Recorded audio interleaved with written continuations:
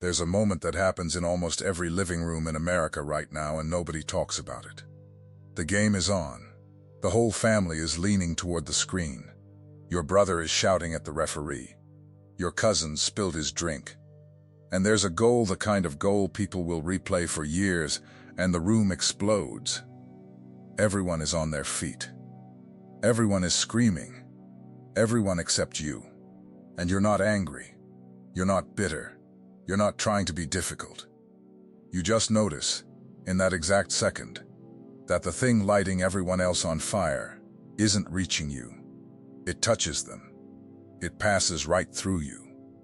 And you feel that old, familiar quiet settle into your chest, the one that says, again, you're standing in the same room as everyone you love, watching the same thing, and somehow you're somewhere else entirely.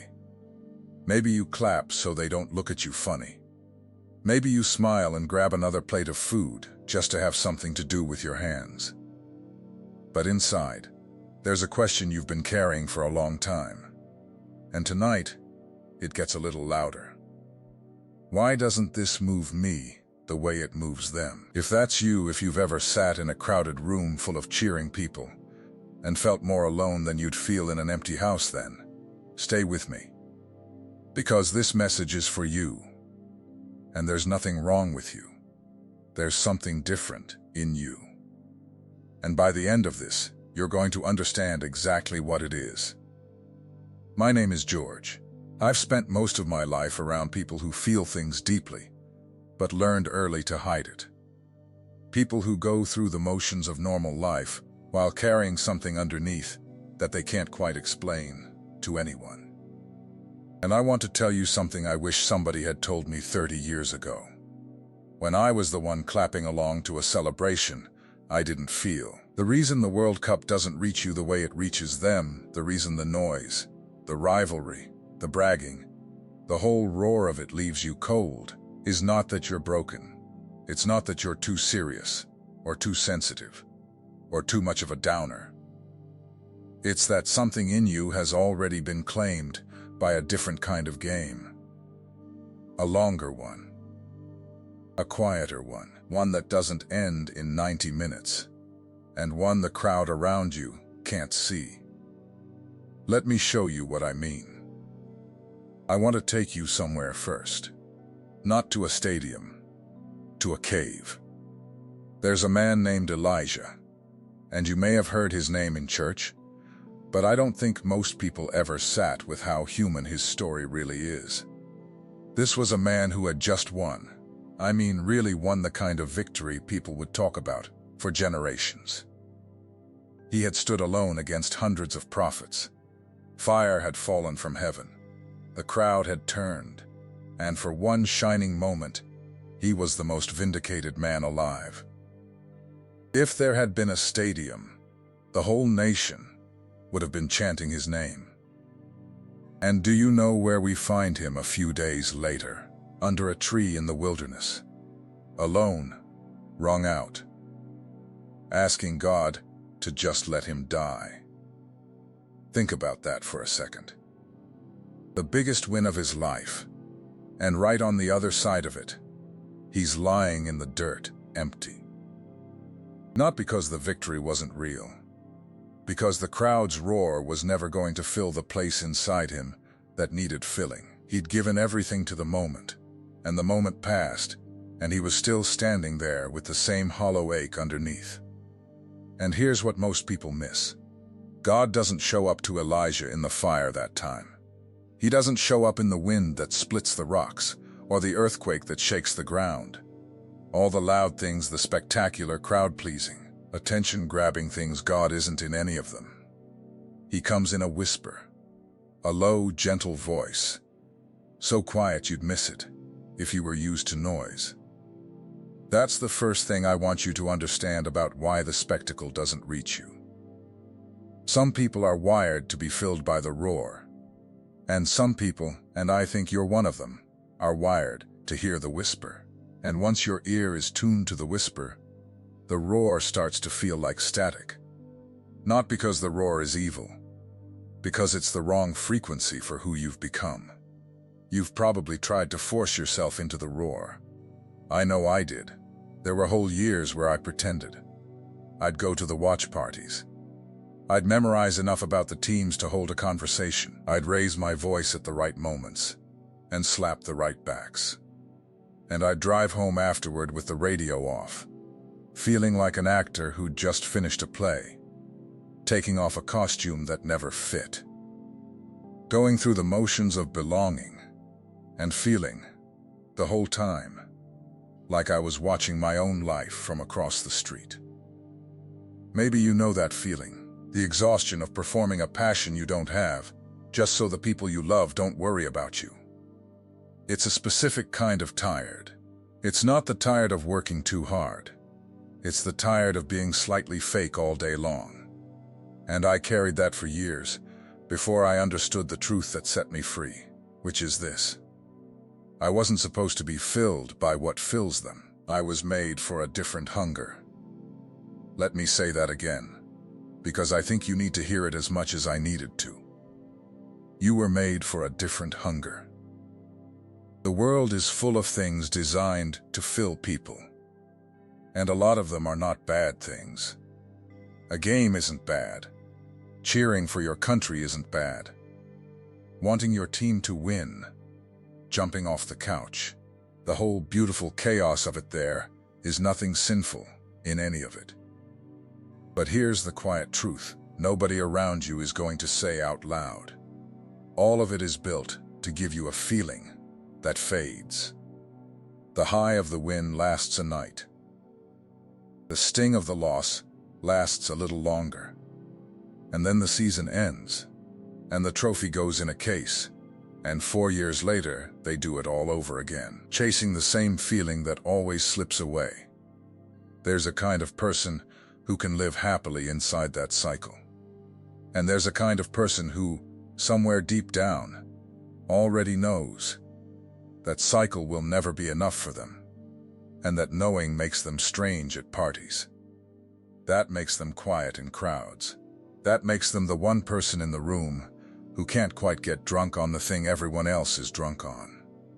If that's you, I'm not here to tell you to fix it. I'm here to tell you it's a gift you haven't unwrapped yet.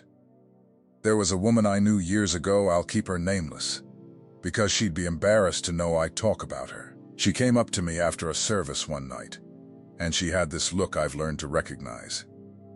The look of someone about to confess something they think makes them broken. And she said, almost in a whisper, "George, what's wrong with me? Everybody around me cares about things I just can't make myself care about. My husband loves his teams. My sisters love their shows.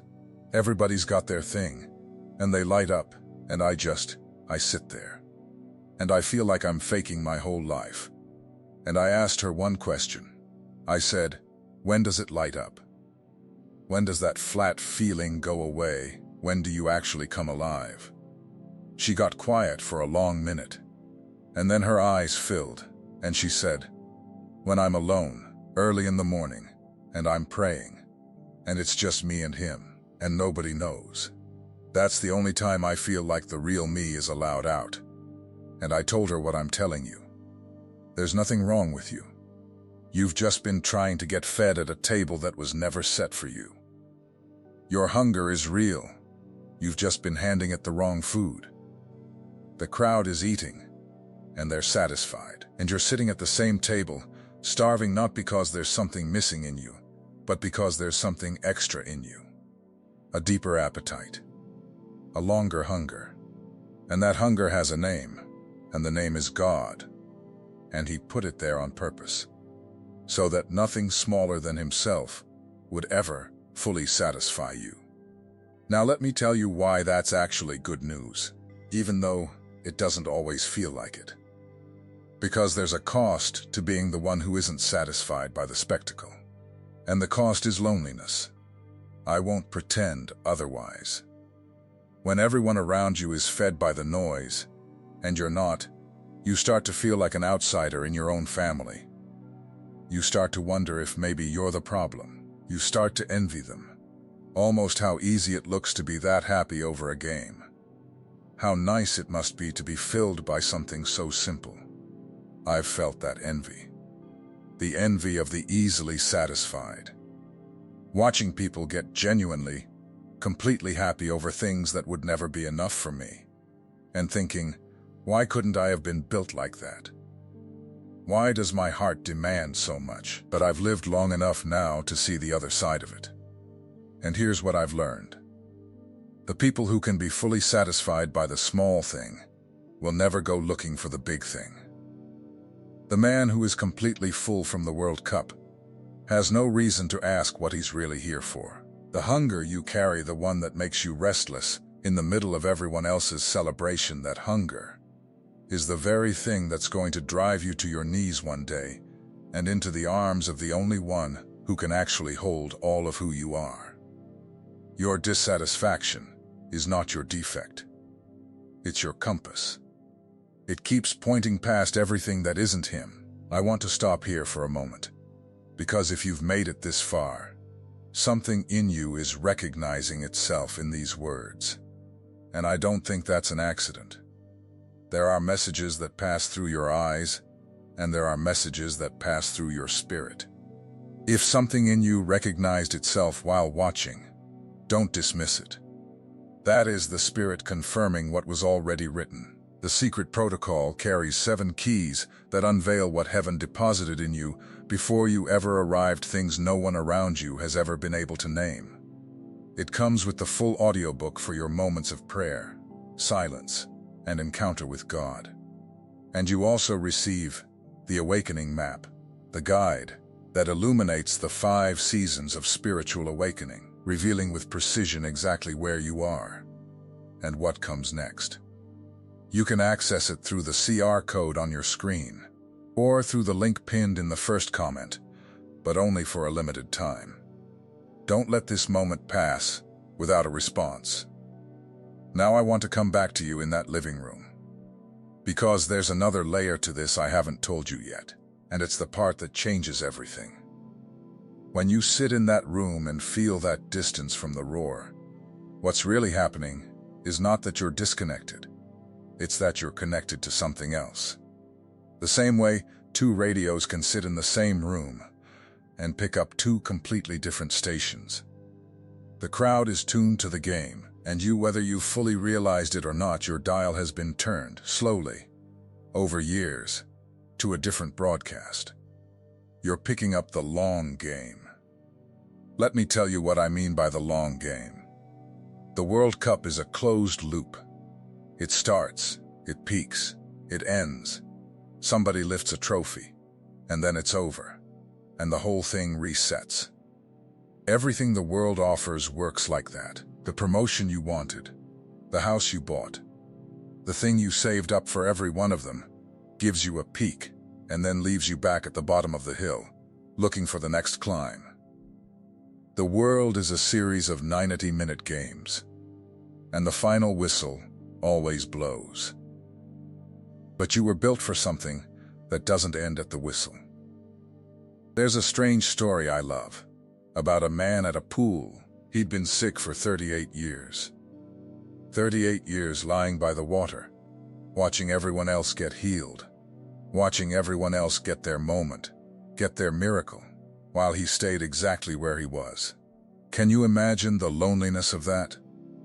Decades of being the one left out, the one the celebration never reached, the one who watched other people's joy and stayed stuck in his own quiet. And Jesus walks up to him and asks him a question that sounds almost cruel until you really hear it. He says, "Do you want to be made well?"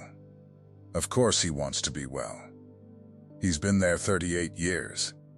But Jesus asks anyway, because there's a difference between wanting the thing everyone else has and being honest about what you actually need. And the moment that man stops staring at the pool, stops trying to get into the water that everyone else is rushing toward, that's the moment he gets healed. Not by the water, by the voice. By the one who walked past the whole crowded scene and stopped at the one person nobody was cheering for. That's you. You're not the one the crowd is roaring for. You're the one the voice walks toward. I need you to sit in that. Because the loneliness of being different is real, but it's hiding a secret. The reason you don't fit in the crowd is that you were never meant to be found in the crowd. You were meant to be found at the edge of it, by the one who specializes in the people the noise leaves behind. Think about every story where God moves. He's not usually in the middle of the celebration. He's in the wilderness with the runaway. He's in the prison with the forgotten man. He's at the well at noon with the woman everyone avoids. He's in the quiet places, with the quiet people, doing the work the crowd will never see. And if you've always felt pulled toward the quiet, away from the roar, that's not your weakness talking. That's where he lives. You've been drawn toward his address your whole life. I think about my own father here. He was a man who loved a good game, loved the noise, loved being in the middle of it all. And I spent a lot of my early years thinking something was wrong with me, because I wasn't like him. He could lose himself in the excitement of a Saturday afternoon, and I'd be there beside him on the couch, feeling like I was visiting from another country. I loved him. I just couldn't feel what he felt. And it wasn't until much later, after he was gone, that I understood we were both reaching for the same thing, to feel fully alive, to feel connected, to feel like we mattered. He just found his hint of it in the roar of the crowd, and I was being pulled toward the source the crowd was only echoing. The game gave him a taste of glory. I was hungry for the real thing, and nothing less would ever do. I remember one Sunday afternoon near the end of his life. The game was on, like always, and he was in his chair, and I sat down next to him the way I had 1,000 times as a boy, and he reached over without looking away from the screen and put his hand on my knee, and he said, "You never did care much for this, did you, son?" And it wasn't an accusation. It was almost tender, like he'd finally seen me. And I said, "No, Dad, I guess I didn't." And he just nodded, and we sat there in the noise together, two men reaching for the same God by different roads. That's the closest we ever came to understanding each other. And I've come to believe that's holy. Two people loving each other across a distance neither one could fully cross. There's no judgment in that. Not toward him, not toward the people in your living room cheering their hearts out tonight. They're chasing a shadow of the very thing you were made to hold the substance of. And the kindest thing you can do is stop resenting them for being satisfied with the shadow, and start being honest that you were made for more. Because here's what I've watched happen to people like you. When they finally stop fighting it, they stop apologizing for being different. They stop forcing the costume on. They stop trying to manufacture an excitement they don't feel. And they start tending to the fire they do feel, the one that comes alive. In prayer, in silence, in the moments nobody sees. And something shifts. The loneliness doesn't disappear, but it transforms. It stops being the loneliness of not belonging and becomes the solitude of someone who's being prepared for something. There's a difference between being alone and being set apart. They can feel exactly the same from the inside. The same empty room, the same quiet, the same distance from the crowd. But one is a punishment, and the other is a preparation.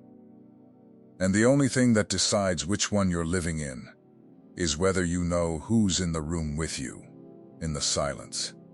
When David was the youngest, left in the fields with the sheep while his brothers got called in for the important moment, he was alone. But he wasn't only alone. Those years in the field, with nobody watching, nobody cheering, just him and the sheep and the sky and his songs, that was where he was built. The crowd was inside the house, deciding who mattered, and God was out in the field, with the one nobody picked, building a king in the quiet. The world does its choosing in the loud rooms. God does his choosing in the quiet fields. And if you've spent your life feeling like you got left in the field while everyone else got called into the loud room, friend, you don't understand yet what's happening to you. You're not being overlooked. You're being formed where the noise can't interrupt the work. I want to give you one more picture before I let you go, because I think it'll stay with you the next time you're standing in a loud room feeling small. There was a man named Gideon, and when we meet him, he's hiding. He's down in a wine press, threshing wheat in a cramped pit in the ground, trying to do his work where nobody can see him, because the enemy is everywhere and he's afraid. This is not a hero's pose. This is a man crouched in a hole, hoping not to be noticed. And an angel shows up and says something that must have sounded almost like a joke. He says, "The Lord is with you, mighty warrior, mighty warrior," to a man hiding in a pit. And I love what Gideon does, because it's exactly what you and I would do. He basically argues. He says, if God is really with us, then where are all the miracles we heard about? Why does it feel like we've been left alone? Why does everyone else seem to have the stories, the wins, the proof, and I'm down here in a hole doing the best I can where no one can see me? Have you ever prayed something like that? Lord, if you're really here, why do I feel so far on the outside of everything? Why does everyone else seem to be in the celebration, and I'm down in this quiet pit, just trying to get through the day? Here's what gets me about that story. God doesn't correct Gideon's hiding. He doesn't shame him for being afraid. He calls him by who he's going to become, not who he is in the pit. Mighty warrior to the man who feels like the least, the smallest, the most overlooked. Because God sees the field, not the living room. He sees the long game, not the 90 minutes. And the people the crowd would never pick are exactly the ones he's been preparing in the quiet to do something the crowd could never do. You might feel like Gideon tonight, down in the pit, doing your quiet work while the world roars overhead, feeling like the celebration is happening somewhere up there and you got left below. But the voice that's been calling you toward the silence is the same voice that called a frightened man in a hole a mighty warrior. It doesn't see you the way the room sees you. It sees what you're being built into. So let me bring this all the way home. The next time the game is on, and the room erupts, and you feel that old quiet settle over you, I want you to try something different. I don't want you to fake it. I don't want you to force the cheer. And I also don't want you to sink into the old shame, the old "what's wrong with me?" I want you to let it be a reminder, a little signal, a tap on the shoulder that says, you carry a different hunger because you were made for a different feast. The roar in this room is real, and it's beautiful, and it will be gone by morning. But the whisper you carry, the one that pulls you toward the quiet, toward the prayer, toward him, that one is going somewhere. That one doesn't fade when the season ends. That one is the truest thing about you, and the world has spent your whole life trying to talk you out of it. Don't let it. Not for a game, not for a crowd, not for the comfort of finally blending in. You were never meant to blend in. You were meant to be the one the voice walks toward when the crowd is busy roaring at something else. That woman I told you about earlier, the one who thought something was wrong with her, because she only came alive alone. In the early morning I saw her again, about a year later, and she looked different. Lighter, like she'd put down something heavy. And I asked her what changed. And she said, I stopped trying to be filled by the things that fill everybody else. I finally let myself be hungry for what I'm actually hungry for. And George, for the first time in my life, I'm not lonely in a crowd anymore. Because I finally know I'm not supposed to be fed there. That's what I want for you. So here's what I'm asking, and I want you to actually do it, because I read these and they matter to me. I want you to tell me about the moment, the specific one, The last time you were in a room full of people celebrating something, a game, a party, a win, and you felt that quiet open up inside you, while everyone else was lit up. Where were you? What was the thing they were all cheering for? And what did you feel in your chest while you clapped along? Tell me that moment, one scene. The room, the noise, and the quiet in you. Because I promise you, somebody else is going to scroll down and read your words and realize for the first time in their life that they're not the only one. And that, right there, that's a kind of cheering the crowd we'll never understand. The game ends. The trophy fades. The roar dies down by morning. But the ones who learned to live for the whisper, they're still standing, long after the stadium goes dark.